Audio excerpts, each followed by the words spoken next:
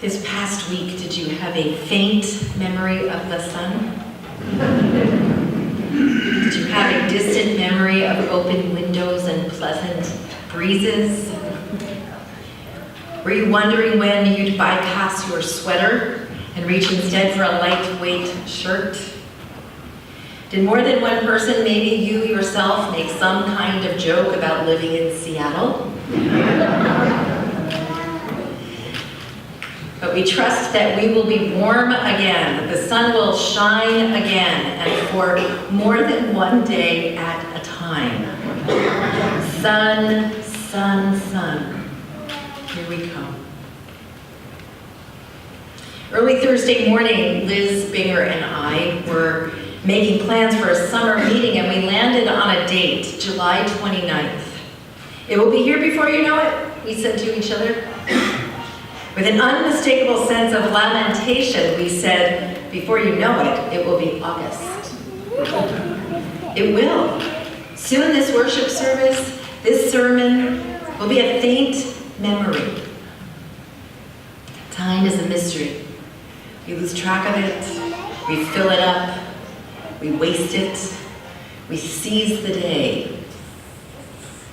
Regardless of how we choose to use or neglect it, time moves on. It passes without notice and through all the quiet parts of our lives that we take for granted. Babies become toddlers, become preschoolers, become children, become teenagers, become young adults, become adults, become middle-aged, become elders.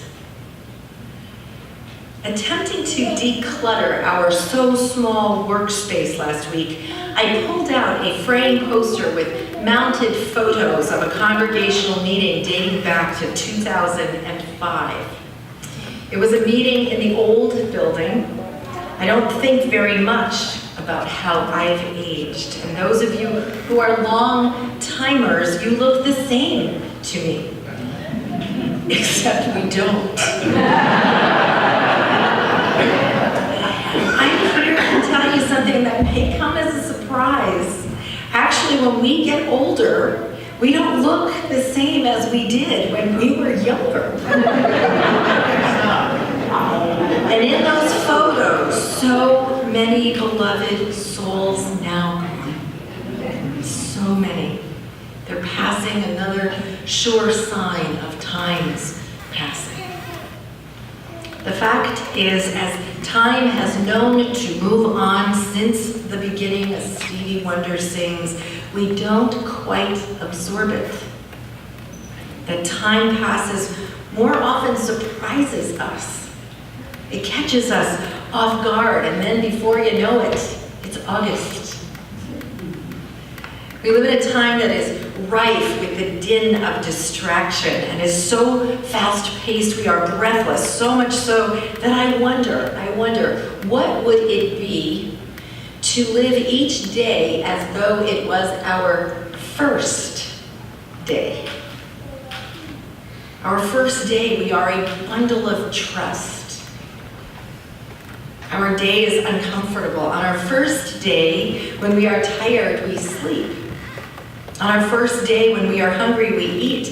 If we are fortunate, all in the arms of someone or someones who care about us and love us. Living each day as if it is our first seems infinitely more appealing to me than its opposite. Living each day is enough. Just living. Just enough. But the first day rolls out to a lifetime, and today, in this lifetime, time set aside for Sabbath is now a matter of intention, of discipline, of practice. Unlike perhaps generations past, we cannot take Sabbath for granted. That you are here this morning is intentional. That you are here this morning is a discipline. It is a practice. And so we're off to a good start. So let's look at some wisdom from wise others representing different traditions.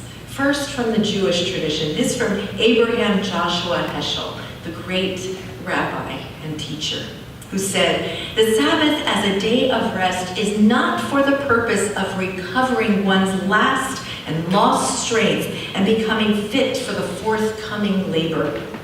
The Sabbath is a day for the sake of life."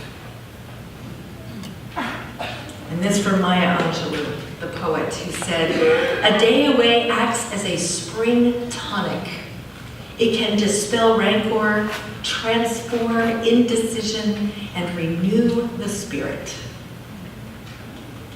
And from the Japanese Buddhist, it was a beautiful haiku poet, Aisa, who said, "Napped half the day, no one punished me." For the sake of life, spring tonic, no one will punish us. And Marl Lindbergh's gift from the sea transports us to the island of our imagination, where there is no past or future, only a present that is vivid and pure. We are offered the image of living each day as does a child, in the immediacy of the here and now, an island where people too become islands, whole and serene.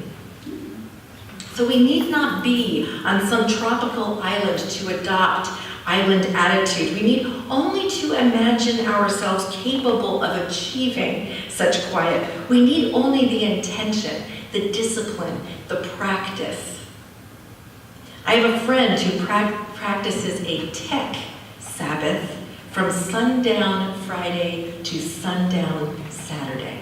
He is serious too. You can do that. The news cycle is 24 hours. Maybe you can commit to checking it fewer than 24 times. You can do that. You can go against the grain and commit to rest and recreation.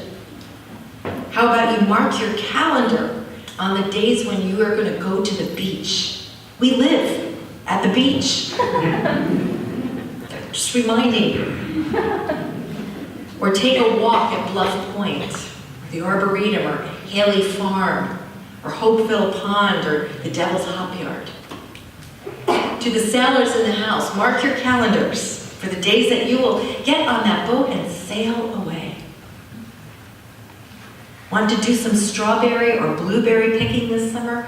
Remember back in the dark of February when you brought through your mind yourself back to the field, warm sun on your back and the taste of sunshine in every berry. Be intentional. Mark your calendars, because the delicious season is fleeting. And soon enough, it will be February.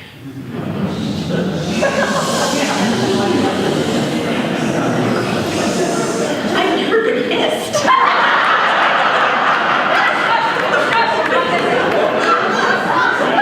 It's February.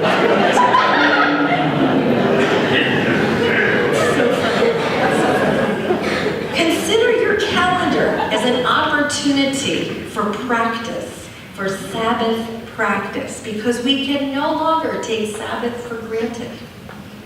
How about we encourage each other in this task, in this commitment to honor time and Sabbath? How about we endeavor to respect each other's solitude, standing back in reverence before the miracle of another individual?